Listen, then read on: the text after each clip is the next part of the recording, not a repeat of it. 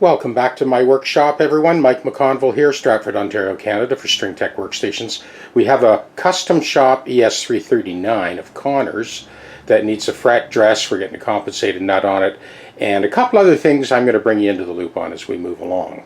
And on this tech deck we've got Jonathan's Yamaha, which is kind of intriguing guitar. It's got the Bigsby and it's got the anodized aluminum hardware.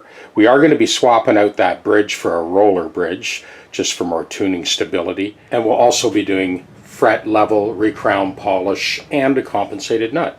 So when I lay that straight edge along the neck, you can see that the bridge pickup is good. It's level with the trajectory of the string path, but the neck pickup, see how that's tilting forward? Well, we're going to pad that cavity. I'm going to pull that off anyway because we're doing a full fret dress, and you'll see how I do this. First thing we're doing is heating up that nut for 4 minutes. Well, we're going to strike while the lacquer's hot. And score that before attempting to remove it.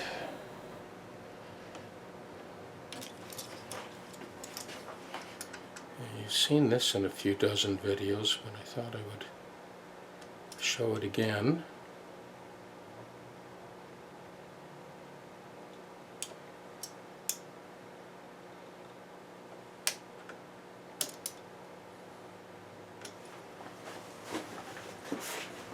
Around this side.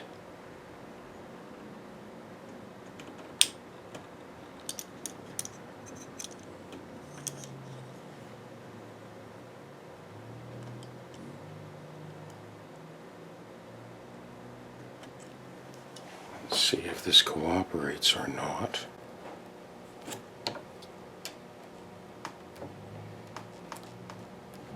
Yeah.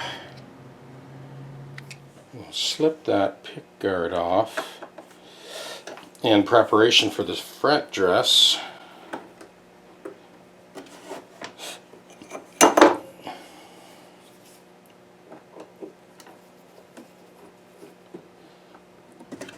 Tuck those screws in the cavity here so they don't get lost or misplaced, and we'll also stick our pick guard in there. I'm going to pull off this pickup for a couple of reasons. One, to get it out of the way while we're doing the fret dress, and the second reason is to be able to pad it to level out the top of the pickup with the trajectory of the string path, as I mentioned earlier.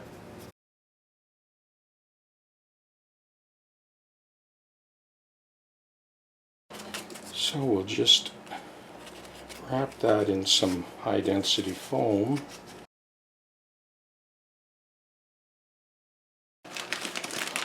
And tuck that into our Ziploc bag and set it aside. So I'm putting the cutout from my fret guard under there so the wire doesn't scratch our beautiful finish. That's what the piece that came out of here. So these are the 7x7 blanks that I send out to all of you guys that ordered your fretting kits.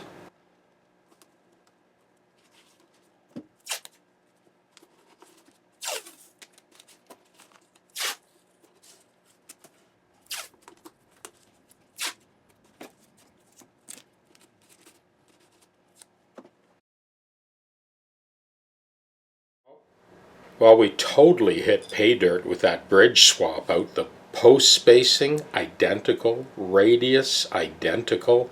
And even the original body inserts, unbelievable. We'll just tuck that away for the originality police in case they show up at any time in the future. If Jonathan ever decides to sell the guitar and wants to keep it original, he can swap it over in minutes. Well, we're all set up to do the fret dress on both of these guitars. This is an excellent opportunity for a lesson on two-way truss rods. I've already set this up to where it should be, but I want to put this back to the neutral zone and walk you through all the reconnaissance that I did to arrive at the right place. So that is the neutral zone. Normally, when a two-way truss rod is in the neutral zone like that, the neck should be dead straight. but that is not the case here. Yeah, okay, that's a good angle there. Let me get a straight edge. Here's the 10-inch straight edge, which is the most common one I use. And you can see that is rocking. So what's happening is the neck is going in a gradual sort of back bow up to the first fret. So you've got this. Now you would think at a glance that, oh, you adjust the frets here. Well, no, you don't. So what we're going to do, we're going to go through the neutral zone, turning counterclockwise. So now what we're doing is the truss rod is now exerting the same type of force that the strings exert. In other words, it's pulling this end of the neck up. So I'm going to keep on turning that until that clicking disappears in that first position. So I'm turning counterclockwise. I don't know how well the camera's sort of showing the neck move. It doesn't really matter. I'm going to get the straight edge and I'll show you anyway. Okay, so I'm pulling that back so that we get rid of that clicking up here. That did it.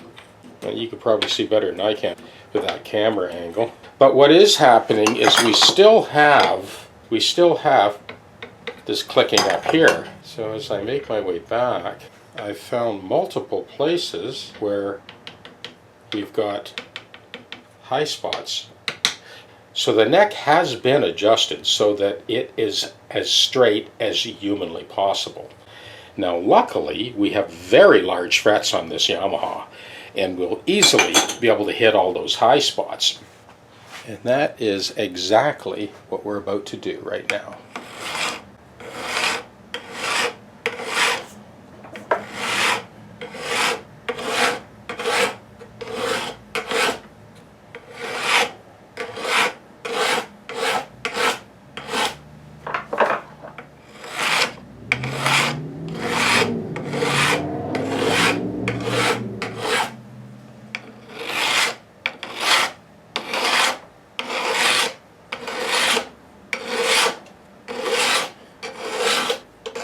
I am moving obliquely across the width of the crown so that I make sure that I am respecting the natural radius of the fingerboard.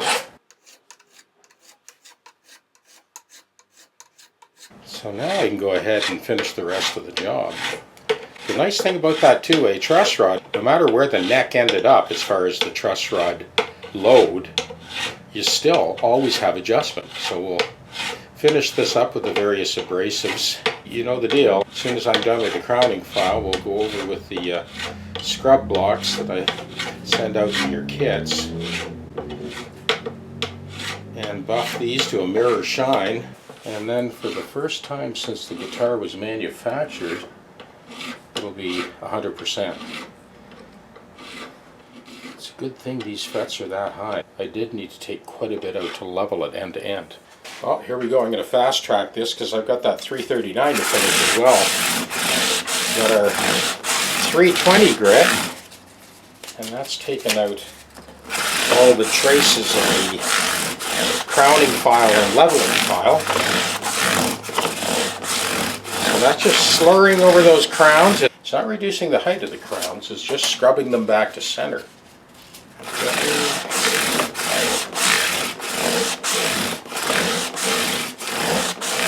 I never bothered with CNC machines or dial calipers up the back of the neck. It was never necessary.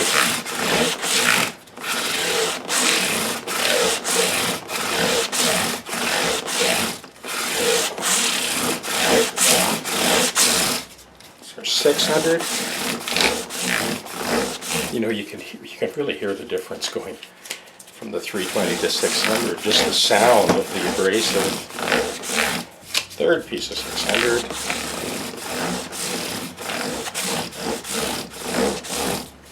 Now our 1200 grit. Finer again. Second piece of 1200.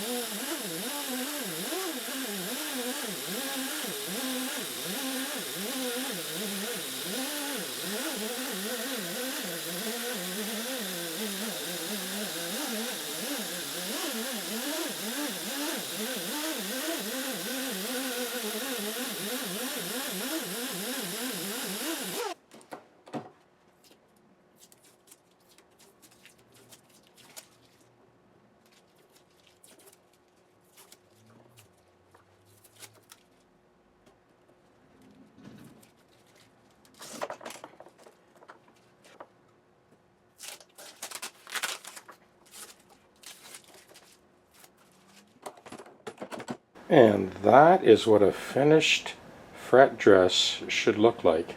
So now the customer will be able to put the action anywhere he wants it. I'll give that a quick wipe with some lemon oil and get rid of any residue left from the compound. Yeah, it's good these frets are nice and big. There's plenty of real estate to work with as far as the fret height goes. So no one would ever know that this thing was ever dressed.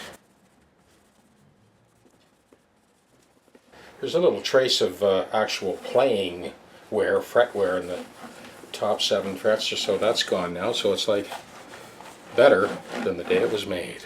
Well, Jonathan's Yamaha is completely done. And since we're doing these 2 guitars in tandem, I thought I would bring you in to check out this 339 of Connors. Now, this was definitely done with the CNC machine. It was very accurate, the lay of the neck. But there were still minute little spots along the length of the trajectory of the string path that I needed to dress. And there's a bit of fret wear in here too, right? So those first 5 to 7 frets needed to be dressed as well. So we're just set up to do this. No doubt about it, the fret dress has been and continues to be the biggest moneymaker for all the tech decorators, because they are essentially correcting a $130,000 CNC machine with a $795 GPS unit, just as I'm doing right now.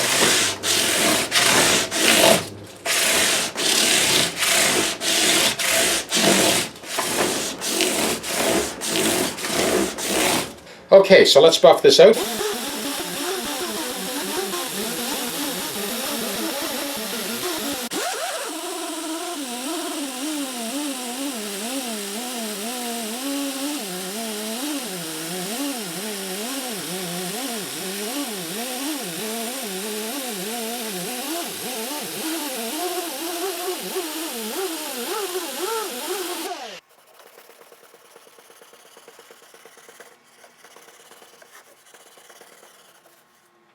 So it's not just that we corrected what the CNC machine missed. We got rid of all that fret wear. There is no trace of fret wear. This is like the day it rolled off the line.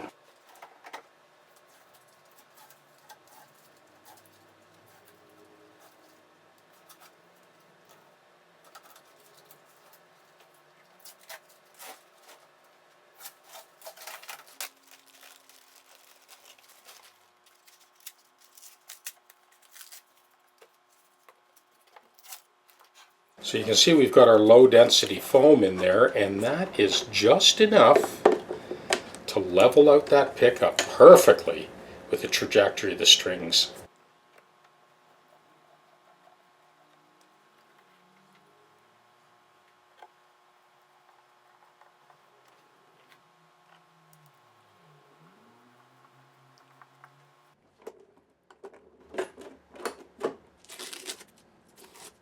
Okay, we are just cleaning up the residue of the compound along the binding and in between the frets.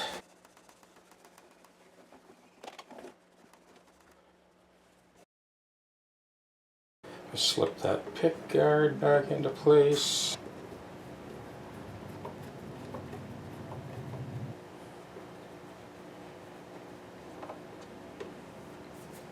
Well, the elixirs are Connor's string of choice, 1046. I don't want to put these on until the whole job is done. This after the final tweak is done, because I'll go through a set of strings just tightening, loosening, doing all the calibration. That first set of strings is going to be toast, so we'll save those until right at the very end. Well, Connor, I feel for you, pal. I started into the compensated nut on this one and went, what?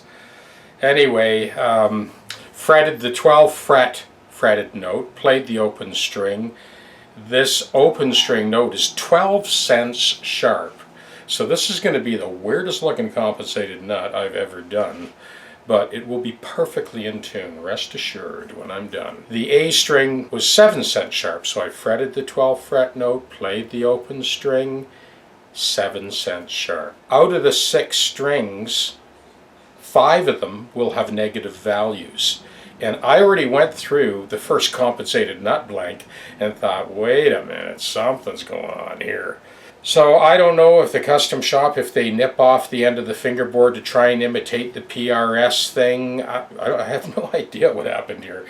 But rest assured, when we're done, I'll bring you back for the final tuning test, and you will see all of these strings, all of the frets, all of the chords, they'll all be in tune. So the D string is the only string that needs to come forward, and it's not very much. It's like 2 cents flat. So once again, fret the 12th fret note and tune the guitar to that fretted note, play the open string, and this open string is 2 cents flat, so that needs to come forward just a minuscule amount. All of the rest of them are big time negative values. This is a great lesson for the Patreon guys. When it's all done, I'll come back and you'll see, but more importantly, you'll hear for yourself just how accurate this guitar can be. Well, this PRS is making a very quick cameo appearance. The customer had brought it back for Darcy to refinish the face of the headstock and put the gold PRS script on.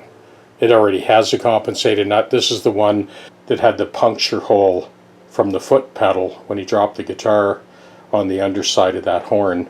Of course, you'd never know now. Okay, back to the 339. As insane as this looks, wait till you hear it. This guitar is surgically, perfectly in tune, end to end. And this is what it took to make that happen. Connor, you can sigh a sigh of relief now. For the first time since you own this Custom Shop 339, it is perfectly in tune. Let's have a listen. I don't have the luxury to kind of play this guitar as much as I would like to play it. I've got 6 more fret jobs on the go, complete refrets. So I'm just here in the shop. I just wanted you to hear this.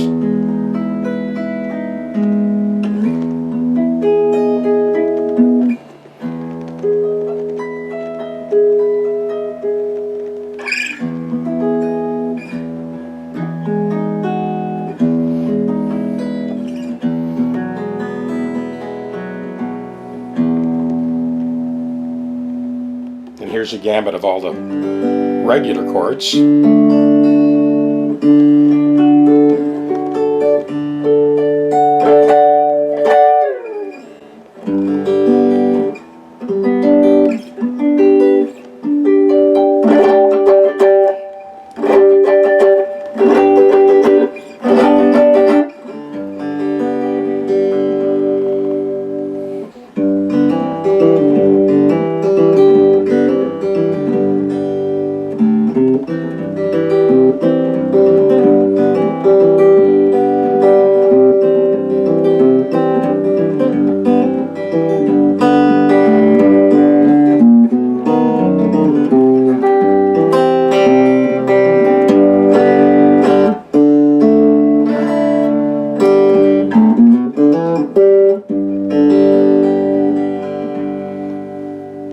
I know you're not likely to do a folk gig or a bluegrass gig on an ES339, but the point is, now that it's perfectly calibrated, you could actually do a bluegrass gig on this thing.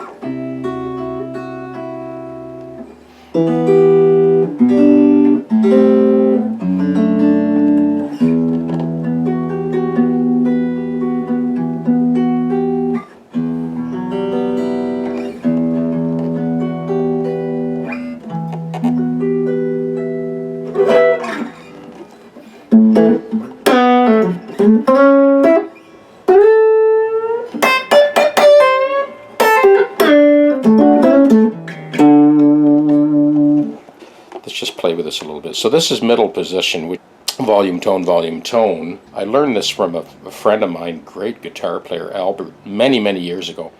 So this is going back about 40 years ago 90% of the time he'd have that toggle switch in the middle position and then just back everything off to about 8 or 7, tone and volume, both pickups, and then just do his mix from there.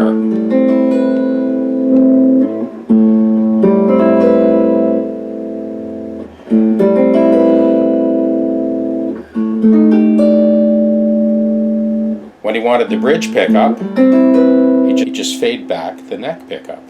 Bring that up just a little bit more.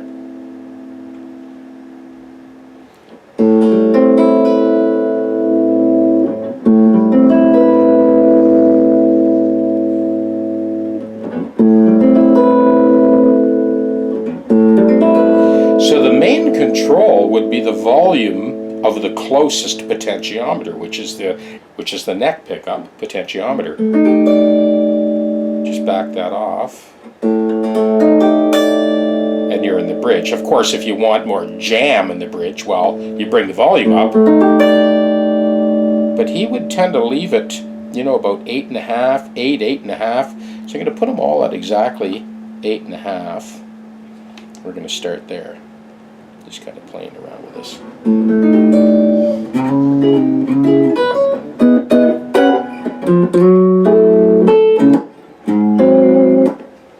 Okay, so same thing, just kind of back that off. We'll go to the bridge. Bring it back up to 8.5. Back it off. Bring it back up.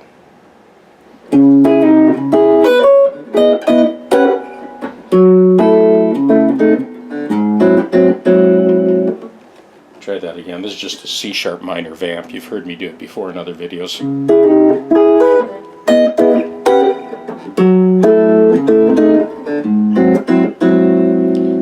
So back that off. Bridge.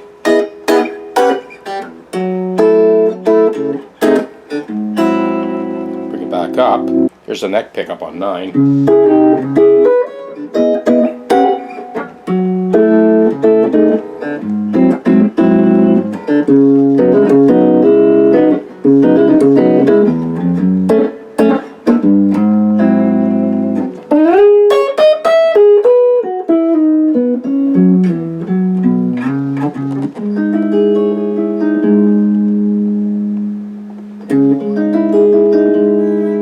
So these are all the tones I'm getting just by adjusting the volume of the neck pickup.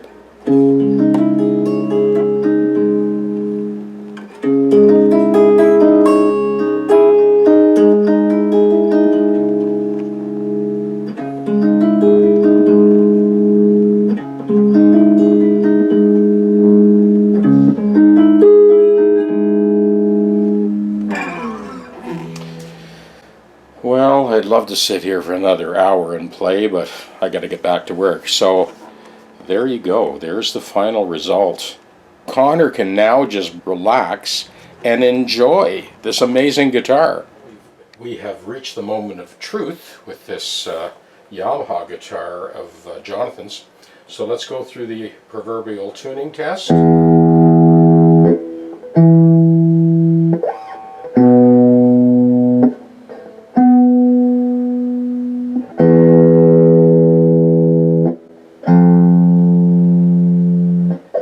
These are nice tuners. Very sensitive. There's our A string.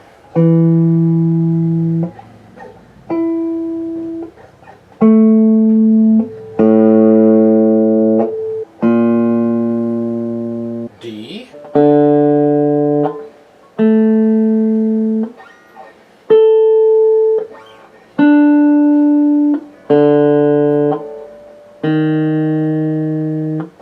Third string.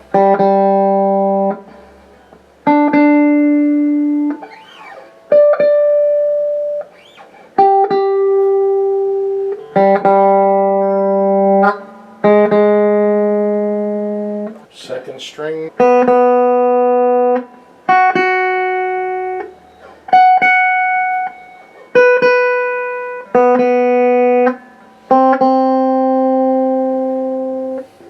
First string.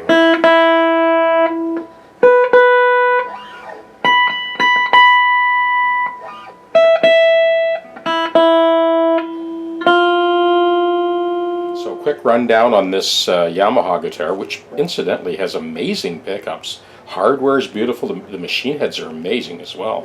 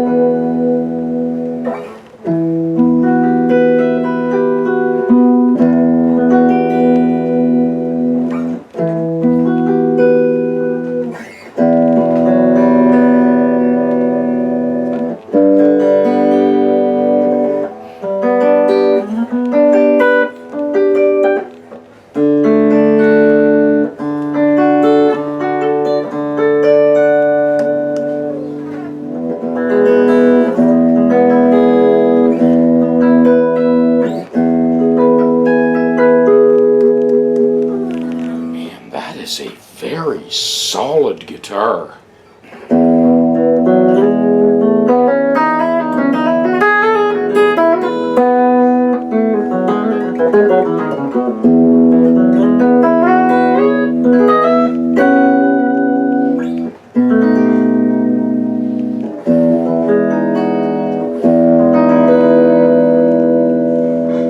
So that is the bridge pickup, this is the neck pickup.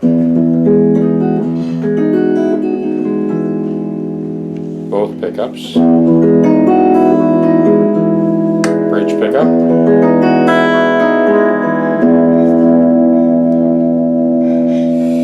Quick wrap up on this one. We did end up switching over to the roller bridge for the Bigsby. It does help the guitar come back to center every time.